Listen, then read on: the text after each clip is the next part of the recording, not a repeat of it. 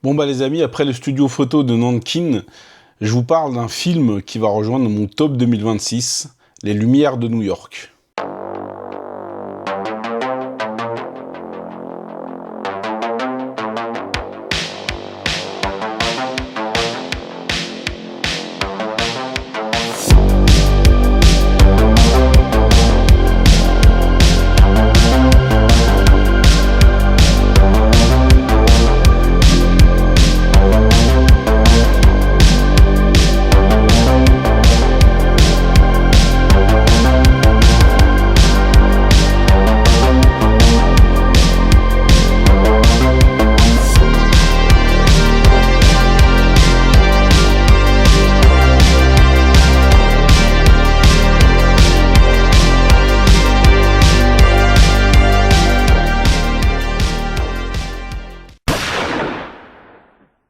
Les Lumières de New York, ça va nous parler d'un homme, d'un immigré qui vit à New York, enfin qui survit plutôt, avec des petits boulots.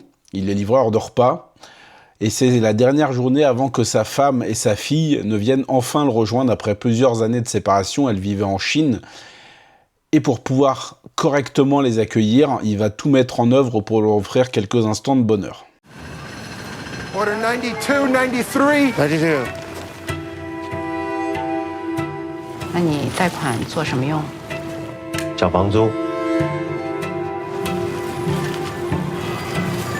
抵押品贷了吗？我太太跟我女儿明天就来了，真的需要那笔钱。Faut savoir que le film il a été présenté à Cannes en mai 2025 et là ça y est je viens de le rattraper, il est sorti début de l'année chez nous et ça a été une bonne claque, c'est vraiment un très très beau film. Alors il a plusieurs similitudes avec l'histoire de Suleiman. Comme dans l'histoire de Suleiman, on va suivre un livreur de repas, son quotidien qui est fait de galères, de petits trucs pour réussir à s'en sortir. Là, le contexte est un peu plus particulier parce que sa femme et sa fille arrivent le lendemain et il vient tout juste enfin d'obtenir un logement et il doit réunir assez d'argent pour pouvoir les accueillir correctement, tout simplement. Chose qui va être plutôt ardue. Le film est réalisé par Lloyd Lichou. C'est le premier long métrage de ce monsieur qui pour l'instant avait fait que des courts métrages. Et pour un premier film, franchement, il s'en sort extrêmement bien. C'est un film très intimiste, avec une caméra qui va être collée au personnage principal un long moment. On va être plongé dans l'atmosphère urbaine de New York, dans son effervescence, et croiser plein de gens comme ça, qui tentent de s'en sortir, qui tentent de survivre dans cette jungle urbaine où personne n'a de pitié pour personne, où chacun veut survivre, ce qui entraîne bien évidemment des situations assez délicates. 丫丫，好吃吗？妈妈说的对，你太瘦了。这么大的房子在纽约租金贵不贵啊？没事，我可以的。 Le film va nous dépeindre, voilà, ces personnes qui vivent un petit peu au jour le jour, qui ont constamment un couteau sous la gorge, j'ai envie de dire, qui luttent pour ramener le moindre dollar à la maison, qui tentent de survivre et d'offrir un avenir meilleur à leurs proches, notamment là à sa fille, puisque le héros donc qui est interprété par l'acteur Shang Chen, l'acteur taïwanais Shang Chen, alors qu'il a une très longue filmographie. Hein. J'ai parcouru ça un peu en préparant la vidéo et il a commencé très très jeune. Il a commencé à 15 ans dans A Bright Summer Day d'Edward Young. Par la suite, il a bossé avec Wong Kar-wai entre autres. Il a joué dans Happy Together, il a joué dans Les Trois Royaumes de John Woo, il a joué dans Tigre et Dragon de Ang Lee. Il a une belle filmo, ce monsieur, d'au moins une cinquantaine de films. C'est un nom que je voyais pas mal passer, mais je me rends compte que je l'ai vu que dans quelques films, mais j'ai envie de rattraper d'autres films où il joue, parce que je l'ai vraiment trouvé très bon. Il a une énergie très particulière, pleine de mélancolie, pleine de douceur, et on sent tout l'épuisement de son personnage. Ça, il arrive à nous le faire passer par ses mimiques, par ses gestes, par son économie de parole aussi. Il essaie de se préserver au maximum pour garder un petit peu d'énergie pour pouvoir accueillir sa famille. Et je trouve vraiment que l'acteur est très très bon, très très crédible. Et il s'est vraiment imprégné de son personnage. On croit tout à fait à l'existence de de ce livreur qui avait un rêve, celui d'ouvrir un restaurant, et qui malheureusement, bah voilà, ça s'est planté. Il s'est retrouvé à devoir enchaîner les petits jobs. Et là, il est vraiment sur le fil du rasoir. Je trouve que le film a une tension assez éprouvante. Je m'attendais pas à ça, parce que la première demi-heure, c'est vraiment une succession une course contre la montre, une succession de coups durs, et vraiment, c'est très réaliste, c'est très crédible, parce qu'il a en face de lui des gens qui ne peuvent pas l'aider, qui ne peuvent pas aller au-delà du système, qui pensent aussi à leurs intérêts, qui ont eux-mêmes leur combat, et je trouve que le film ne diabolise personne, et ça, c'est vraiment un beau tour de force à l'écriture. 怎么了？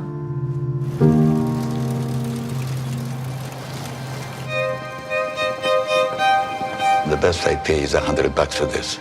Bring the money and then we'll talk. You have till tomorrow, then they'll step in. That's it. 我有多努力，你也不是不知道，真是拼了命去做。这不是我们的地方。 These people, they don't give a shit about us. 爸爸以为啊，开这个店可以解决很多问题，但没想到却带来更多的问题。为什么拍那么多照片？把它们移动一下，这样子故事就不同了。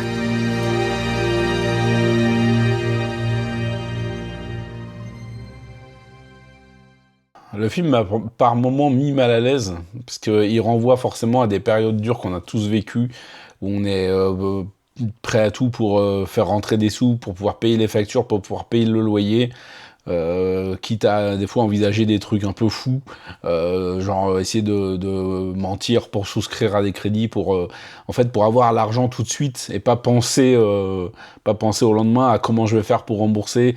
C'est maintenant, c'est tout de suite que je veux cet argent, j'en ai besoin, et tant pis pour les conséquences, mais sur ce moment, j'ai besoin d'être bien, j'ai besoin de pouvoir offrir au mien quelque chose, et ça, le film vraiment le retranscrit très très bien. Je le trouve pas misérabiliste, il est juste très crédible, très ancré dans le réel, et c'est ça peut-être le plus déprimant, le plus angoissant, parce que les situations que le film nous propose, comme par exemple quand il va au restaurant avec sa fille et qu'il commande à manger que pour sa fille, ben c'est parce qu'il a juste de quoi payer pour elle, et lui il dit non mais j'ai pas faim, à chaque fois il s'économise. Vraiment, le film est plein de justesse, d'une justesse très dure, très amère, très réelle, et qui nous montre la lutte au quotidien de tous ces gens qu'on croise dans nos journées comme ça, dans nos vies, même qu'on croise au coin d'une rue et qu'on ne revoit jamais. On ne sait jamais quel combat intérieur les gens mènent. Et ça, vraiment, le film arrive très bien à le dépeindre avec beaucoup de justesse. La qualité des acteurs, il a plein de petits moments de tendresse, plein de beaux petits moments, des moments pleins de mélancolie, plein de nostalgie. Et vraiment, c'est un film qui m'a conquis du début à la fin. J'ai vraiment adoré. Bref, je vous fais un retour un peu tardif sur ce film, ouais, je l'ai rattrapé un petit peu tardivement, j'espère qu'il va être encore à l'affiche là. En tout cas, s'il passe près de chez vous, moi je l'ai vu au cinéma Grand Action à Paris. Et vraiment, il vaut vraiment le coup, il est déjà dans mon top 2026, ça c'est sûr. C'est un film qui m'a beaucoup touché, qui m'a beaucoup parlé, qui est très juste, très humain, très bien interprété, bien écrit, très réel. Donc vraiment, si vous l'avez vu, moi je pense que c'est déjà un de mes coups de cœur de cette année. Donc si vous l'avez déjà vu, je vous invite à me dire ce que vous avez pensé du film dans les commentaires, les amis. Et si vous avez la chance de pouvoir le voir au cinéma, vraiment je vous le conseille, parce que c'est vraiment une petite pépite. Bah, sur ce, je vous laisse sur cette petite critique, et je vous dis à la prochaine, et regardez du cinéma asiatique, parce que vous savez que ça déchire. Salut!